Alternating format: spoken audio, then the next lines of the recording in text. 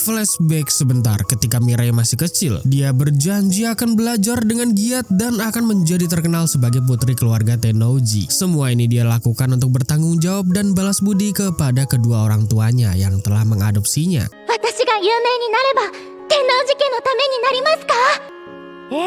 そうね。 Setelah calon tunangan Mirei pulang, ibu Mirei mengajak Mirei mengobrol sebentar tentang pemuda tersebut. Pertemuan malam ini sangat lancar dan obrolan Mirei dengan pemuda itu sangatlah mengalir hangat. Ibu Mirei penasaran tentang pandangan Mirei untuk pemuda tersebut. Mirei mengatakan bahwa dia terlihat seperti pemuda yang baik dan juga sangat cerdas. Semua hal yang ada di dalam diri dia sesuai dengan yang orang tua Mirei harapkan. Namun ada satu hal yang Mirei kurang nyaman kepada pemuda itu. Memang benar dia sangatlah bijaksana dan tata keramanya sangat sempurna. Bahkan dia adalah pewaris perusahaan besar. Tapi justru karena pemuda itu sempurna, Mirei merasa tidak nyaman dan tidak tahu harus melakukan apa ketika sudah menikah nanti dengan pasangan sempurna seperti itu. Ibu Mirei kemudian menyuruh Mirei untuk membandingkannya dengan Itsuki. Mirei terkejut, gugup dan tersipu malu karena ibunya malah bawa-bawa nama Itsuki. Tapi beliau tetap ingin Mirei menjawabnya. Mirei kemudian mengatakan dengan jujur bahwa penjelasannya tentang Itsuki tidak berubah. Masih sama seperti yang Mirei curhatin waktu itu ke ibunya. Dan karena itulah Mirei jadi mengkhawatirkan Itsuki sepenuhnya. Waktu-waktu yang sudah dilalui Mirei dan Itsuki membuat Mirei jadi semakin memperhatikannya. Alah, ini terlalu baku ya percakapan anime. Tak jelasin secara kasar atau mentah aja ya di karakternya guys. Biar sekiranya kalian paham maksud Mirei ini. Jadi gini guys, analisa kasarnya. Mirei ini termasuk cewek yang bisa pakai logika sekaligus perasaannya. Beda sama cewek lain yang dominan perasaan. Mirei gak serak hatinya sama calon tunangannya karena dia terlalu sempurna. Sampai-sampai Mirei gak bisa pakai perasaannya buat khawatir, perhatian, sayang, dan lain-lain yang berhubungan tentang emosional hati. Full pakai logika jadinya kalau nikah sama cowok yang terlalu sempurna begitu. Kayak misal,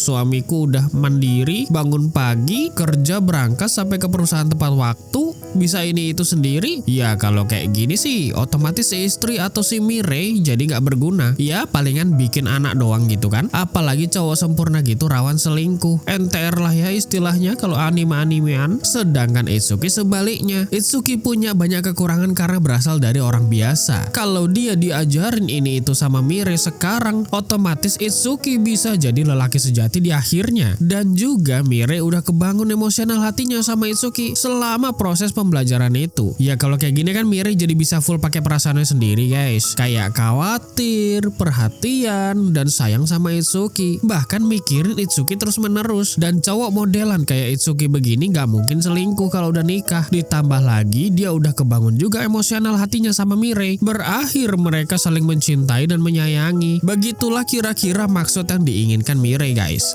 Oke, kita lanjut ke ceritanya. Ibu Mirei bertanya, perusahaan apa yang dijalani keluarga Tomonari? Mirei pun bercerita bahwa Itsuki pewaris dari perusahaan IT dengan koneksi ke Konohana Group. Dia juga anak adopsi, jadi kewajibannya sama seperti Mirei. Mendengar itu, ibu Mirei kebingungan. Di kalangan konglomerat ini, keluarga tanpa ahli waris itu biasanya gara-gara kesulitan bikin anak. Tapi perusahaan IT yang Mirei maksud gak ada kabar apapun tentang itu. Dan karena gak ada kabar apapun, mereka pasti sudah memiliki ahli waris. Mirei pun terkejut setelah mendengar penjelasan ibunya. 聞いたことないのだけれど。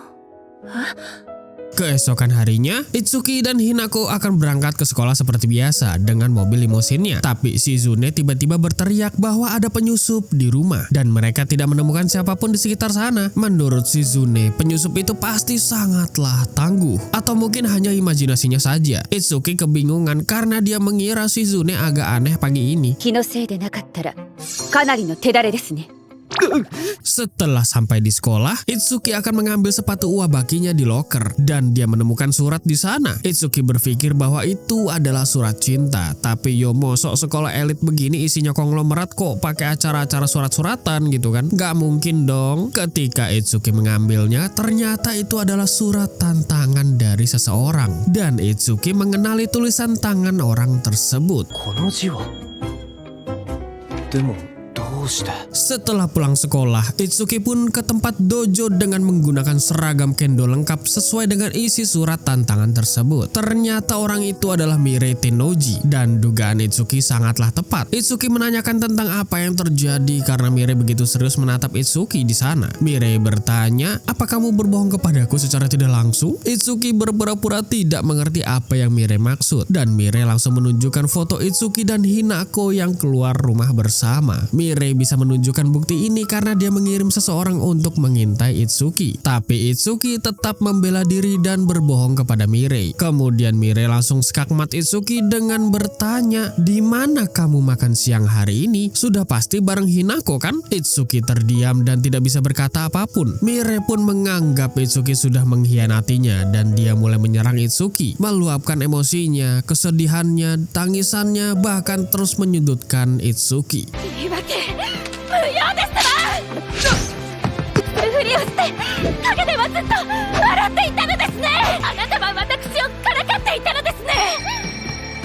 Sambil terus meyakinkan Mirei, Itsuki mengatakan bahwa dia mengakui kebohongannya karena harus menyembunyikan sesuatu hal dari Mirei. Tapi hal itu bukan untuk menyakiti hati Mirei. Itsuki sangat menikmati waktunya bersama Mirei dan semua itu karena keinginan Itsuki sendiri. Keluarga Konohana tidak ada hubungannya dengan kedekatannya dengan Mirei. Namun Mirei tetap tidak mempercayai Itsuki. Ucapan Itsuki semua hanya kebohongan saja baginya. Tapi Itsuki meminta Mirei untuk tenang terlebih dahulu dan dia akan menceritakan sesuatu yang dia sembunyikan selama ini. Singkat cerita, Itsuki menceritakan semuanya dari awal sampai dia berakhir menjadi pengasuh Hinako, termasuk situasi keluarga asli Itsuki. Tapi Itsuki tidak menceritakan hal-hal yang berkaitan dengan Hinako. Setelah Mirei mengetahui situasi keluarga Itsuki dan hubungannya dengan Konohana, dia mulai memakai logikanya, tenang dan mengerti dengan apa yang Itsuki jelaskan. Tapi Mirei tetap memiliki rasa kesal kepada Itsuki karena faktanya dia sudah berbohong kepada Mirei.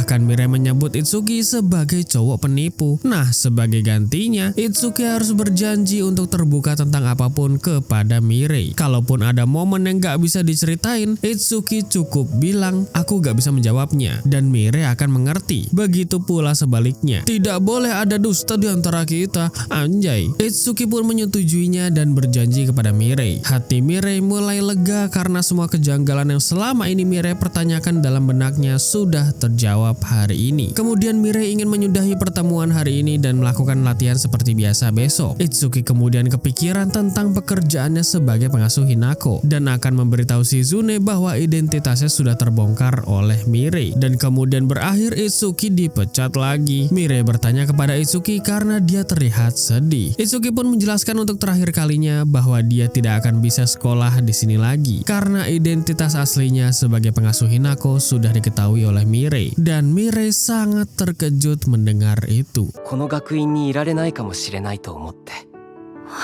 Setelah sampai di kediaman Konohana, Itsuki memberitahu Shizune bahwa identitasnya sudah terbongkar oleh Mirei. Tapi Shizune tidak terkejut dan dia mengatakan bahwa Mirei sudah menelponnya dan memintanya agar Itsuki tetap bersekolah di Akademi Kyo. Mirei sangat menyesal karena sikapnya membuat Itsuki semakin kesulitan. Dia juga berjanji tidak akan memberitahu tentang Itsuki ke siapapun. Shizune tetap akan melaporkan hal ini kepada Kagen. Permintaan dari keluarga Tennoji adalah hal yang harus dilakukan dan Itsuki juga tidak mungkin dipecat oleh Kagen. Shizune kemudian berteriak, "Tuan Putri, berapa lama kamu mau bersembunyi di belakang sana?" Hinako ternyata menguping pembicaraan mereka sejak tadi. Dia pun mendekati Itsuki dan menendang kakinya.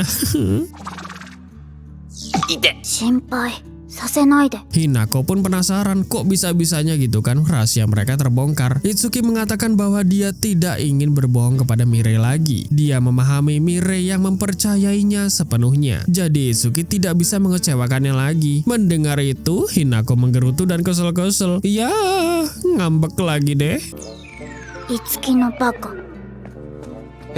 Terkadang kalau cowok terlalu jujur itu bisa salah ya guys ya. Contohnya Itsuki, dia jujur tapi Hinakonya ngambek gara-gara hubungan Mirei dan Itsuki semakin dekat. Shizune pun juga ikut mumet karena Hinako sudah ngambek begini. 私はどうするべきなのでしょうか。やっぱり嫌われてしまったんでしょうか。いえ、そういうわけでは。 Keesokan harinya, Itsuki berterima kasih kepada Mirei karena sudah menghubungi keluarga Konohana kemarin. Mirei sudah tidak mempermasalahkan itu lagi. Dan yang dia pengen sekarang adalah mereka memanggil nama depan masing-masing daripada nama keluarga. Mirei panggil Itsuki-san dan Itsuki panggil Mirei. Loh. Gak ada sannya tuh di panggilannya Mirei pengen. Nurutin apa kata hati ini mah. Dan ketika Itsuki manggil nama Mirei, tiba-tiba wajah Mirei memerah dan tersipu malu di sana. ミレやっぱりそれはなしにしましょう。ミレ Kesem-sem dia guys, damage-nya kagak ngotak. Ujung-ujungnya Mirei minta Itsuki manggil namanya kayak biasa aja. Walah, Mirei langsung ganti topik dan mengatakan bahwa dia sudah memperhatikan Itsuki lebih teliti lagi. Bahkan dia melihat Itsuki yang curi-curi pandang ke Hinako untuk menjaganya. Mirei juga penasaran apa yang Itsuki lakukan selama makan siang bersama Hinako di gedung OSIS yang lama. Kalau cuma makan doang kan harusnya bisa di kelas ataupun di kantin gitu kan. Tapi ini kok sampai ke sono-sono. Mirei menduga bahwa Itsuki sama Hinako lagi melakukan hal yang aneh-aneh di sana. Itsuki cuma bilang, aku gak bisa menjawabnya. Makin curiga dong Mirei. Jadinya dia yakin bahwa Hinako dan Itsuki memang menjalin hubungan asmara, alias pacaran mesra-mesraan di sana. Intuisi Mirei kepada Itsuki gak pernah salah sejak awal. Itsuki kemudian mengakui bahwa hubungannya dengan Hinako bukan seperti bos dan karyawan, melainkan sedikit lebih dari itu. Contohnya, Itsuki mengelus-ngelus kepala Hinako. Wah, ini cemburulah Mirei pas tahu itu. どういう空気ですの？頭を撫でる。どういうシチュエーションですのそれ？それはしていませんわ。本当に羨ましい。んまったく、この花ひな子が恵まれていますわね。私の頭も撫でなさい。はい Eyalah, dia juga pengen dielus-elus ternyata sama Itsuki. Tapi alasannya ya karena dia nggak mau kalah sama Hinako. Dan ketika Itsuki mengelus-ngelus kepalanya, wajah Mirei tersipu malu lagi. Dan makin lama makin merah tuh. Itsuki ngelus-ngelus terus dan bertanya kenapa Mirei diam aja. Mirei pun kembali sadar dan meminta maaf karena pikirannya traveling kemana-mana tadi. Waduh re, seramnya. Udah cantik, manis, imut, pinter, dan plus-plus-plus pula. Setelah itu Mirei memberikan pelajaran dan latihan dansa sangat ketat, bahkan lebih ketat dan keras daripada sebelumnya. Ternyata kesel Mirei sama Itsuki itu masih ke bawah sampai berhari-hari guys. Sampai Itsukinya berkali-kali dipanggil cowok penipu dari Tad Danger. Saking kerasnya ajaran Mirei selama beberapa hari ke depan, Itsuki sampai kering-kering itu gara-gara tenaganya terkuras. Setelah selesai latihan dansa, Mirei memutuskan untuk menunda jadwal latihan dansa ke depannya dan fokus ke mapel terlebih dahulu. Mirei dan Itsuki beristirahat sambil mengobrol. Mirei kagum kepada Itsuki karena bisa cepat tanggap tentang sesuatu. Cowok pekerja keras itu sangat disukai oleh Mirei. Keceplosan tuh. Mirei langsung klarifikasi gitu kan, bahwa Itsuki gak boleh salah paham sama maksud sukanya. Mirei kemudian menjelaskan tentang situasi yang sedang dialami tentang calon tunangannya. Dia akan meninggalkan sekolah ini dengan prestasi ranking 1 dan akan ke tempat calon tunangannya yang letaknya sangatlah jauh. Ketika mereka sudah resmi bertunangan dan menikah, Mirei harus mencurahkan seluruh waktunya untuk suami. Itsuki kemudian bertanya sekali lagi dan Mirei harus jujur. Apakah perjodohan ini benar-benar diinginkan oleh Mirei? Bagaimana dengan perasaannya sendiri? Mirei pun berkata, aku gak bisa menjawabnya. Yang berarti bahwa ada yang dia sembunyikan di perasaannya hanya untuk mendedikasikan diri kepada keluarga Tennoji. Pengertian gampangnya adalah dia mencintai Itsuki tapi dia tidak bisa menggapainya. No. Itsuki berpikir bahwa Mirei adalah seorang gadis yang terlalu mandiri. Bahkan dia sampai gak tahu gimana caranya untuk meminta bantuan kepada orang lain. Saking terlalu terbiasanya mengandalkan diri sendiri.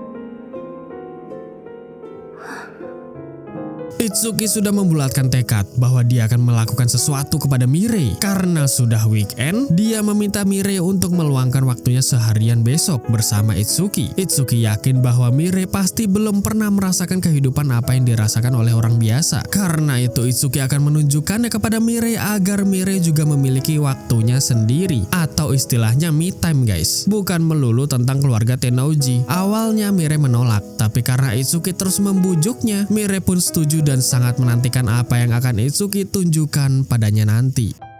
せっかくですからご一緒させていただきますわ。